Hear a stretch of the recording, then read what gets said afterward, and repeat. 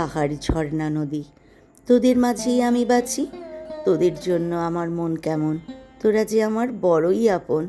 তোদের কথা ভাবি, তোদের কথা লিখি, তোদের কাছেই আবার আমি অনেক কিছু শিখি। তোরাই যে আমার বাঁচার মানে, এই কথাটা বুঝি। তাই তো আমি বারে বারে তোদেরকেই খুঁজি। উত্তরাখণ্ডের চামোলি জেলার প্রত্যন্ত প্রান্তে থাকা ত্রিশূল ও নন্দাঘুটি বেস ক্যাম্পের কাছেই হিমালয়ের করলে লুকিয়ে আছে 2 মিটার গভীর এক রহস্যময় হ্রদ, রূপকুণ্ড। আজ তার গল্পই তোমাদেরকে বলবো। এই হ্রদের উত্তরে জোনারগুলি কল 400 মিটার চড়াই ডিঙিয়ে পথ চলেছে হোমকুণ্ড হয়ে রন্টি স্যান্ডেলের দিকে।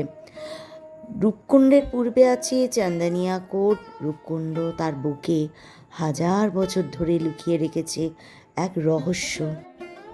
আপাত দৃষ্টিতে সৌন্দর্যবিহীন হয়েও বিশ্বের বিজ্ঞানী, ইতিহাসবিদ, অভিযাত্রীদের কাছে আজও আকর্ষণের কেন্দ্রবিন্দু এই রূপকুণ্ড।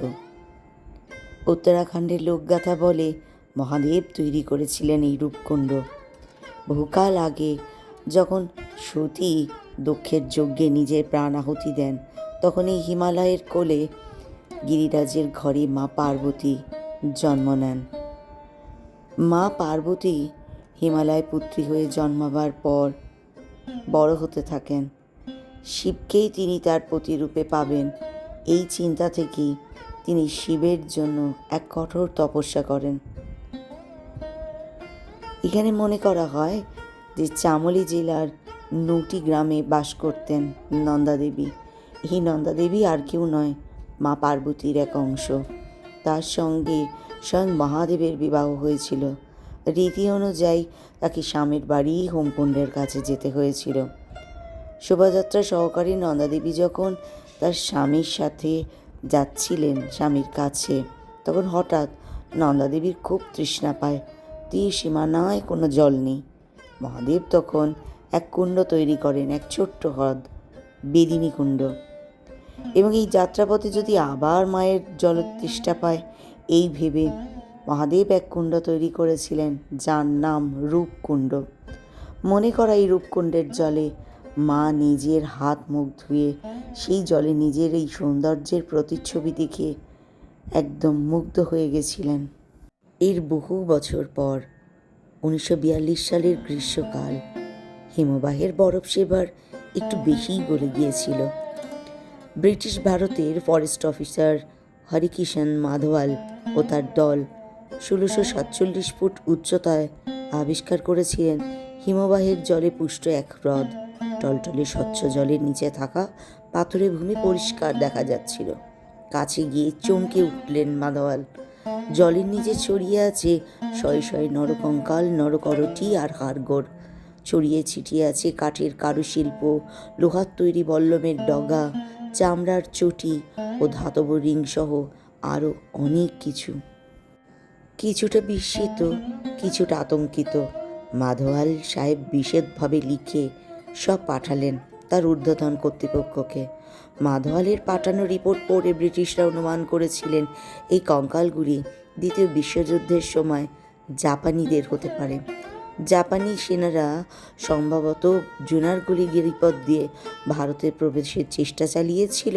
প্রবল তুষার ঝড়ে পড়ে প্রাণ হারান। কিন্তু এই তত্ত্ব মানেননি অনেকে, কারণ সেখানে সেনাদের হাতে থাকা অস্ত্রের কিছুই পাওয়া যায়নি। হ্রদের জলে পড়ে থাকা কঙ্কালগুলিকে দেখে মনে হয়েছিল শত শত বছরের পুরনো। কিন্তু কঙ্কালগুলি কাদের?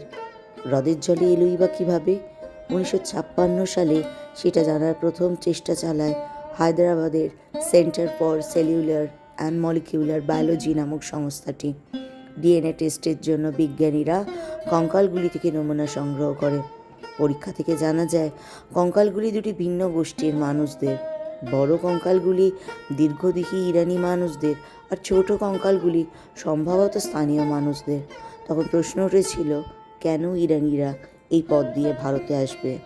স্থানীয়রা কি তাদের আসতে সাহায্য করেছিল? ইরানিদের ভারতে আসার কারণই বা কী ছিল? প্রশ্নের উত্তর আজও মেলেনি। তাহলে এই দেহাবশেষগুলো কাদের? এই আবিষ্কারের সাথে সাথে গাড়োয়াল কুমায়ুনের এক লোকগাথা জড়িয়ে আছে, এক রহস্যময় রূপকুণ্ডের কথা। রূপকুণ্ডের বরফ জমে যাওয়া মানুষগুলি কারা তা বলে দিয়েছে এই চামুলির এক লোক গান আছে বা লোক গাথা আছে। বিজ্ঞানীদের দেওয়া তথ্যের সাথে লোকগাথার তথ্যের কোনো মিল থাকার কথা নয়, তবু স্থানীয় মানুষরা সেটাই বিশ্বাস করে। এটা কনৌজের রাজা জেসদাল সিংহের কথা, কয়েকশো বছর আগের কথা। রাজপুরোহিতের নির্দেশে ত্রিশূলের যাত্রায় গিয়েছিলেন কনৌজরাজ জেসদাল সিং আর তার সন্তান সম্ভবা রানী বালাম্পা। সঙ্গে ছিল এক বিরাট দল, দলে ছিল মন্ত্রী, শান্ত্রী, পাচক, রাজনর্তকীরা। এইখানে দলটা, যেখানে পাথর নাচুনি নামে একটি এলাকা আছে, সেখানেই থেমেছিল। ডলি থেকে নেমেছিলেন রাজা আর রানী। পথশ্রমে ক্লান্ত রাজার ইচ্ছে হয়েছিল আমোদ প্রমোদের। রাজার তাঁবুতে নাচ ও গান শুরু করেছিলেন রাজনর্তকীরা। তীর্থযাত্রায় ইহান ধর্ম মেনে নিতে পারেননি নন্দা দেবী। তার অভিশাপে নৃত্যরত অবস্থায় পাথর হয়ে গিয়েছিলেন রাজনর্তকীরা। সেই থেকে জায়গাটির নাম পাথর নাচনি। সেখানে গেলে আজও কিছু অদ্ভুত আকৃতির পাথর দেখতে পাওয়া যায়। মনে করা হয় এগুলো সেই অভিশপ্ত নর্তকীদের পাথরীয় রূপ। নন্দা দেবীর এই রুদ্র রূপ দেখে রাজার রানী ভীষণ ভয় পেয়ে যান। ক্ষমা চান মায়ের কাছে, ক্ষমাও করে দেন মা। তিনি বলেন প্রতি 12 বছরে একবার এখানে এসে তীর্থযাত্রা করতে হবে। রাজা তার তীর্থযাত্রা অসমাপ্ত রেখে ফিরে এসেছিলেন, কিন্তু কয়েক বছর পর নন্দা দেবীর আদেশকে অমান্য করে রাজা আবার গেছিলেন হোমকুণ্ডের পথে। সে বছরও সঙ্গে ছিলেন রানী ও কয়েকজন নর্তকী। রূপকুণ্ড পেরিয়ে দলটি যখন জোনারগুলির ওপরে, ঠিক সেই মুহূর্তে নন্দা দেবীর অভিশাপে শুরু হয় প্রবল শিলাবৃষ্টি। একসঙ্গে ফনা তোলে প্রবল তুষার ঝড়। ঝড়ের ঝাপটায় অসহায়ভাবে তীর্থযাত্রীরা একে একে জোনারগলি থেকে রূপকুণ্ডের বুকে আছড়ে পড়েছিলেন। জীবন্ত অবস্থায় তুষার সমাধি ঘটেছিল রাজা রানী সহ সম্পূর্ণ দলটির। 2004 সালে একদল বিজ্ঞানী আবার রূপকুণ্ডে বৈজ্ঞানিক অভিযান চালান।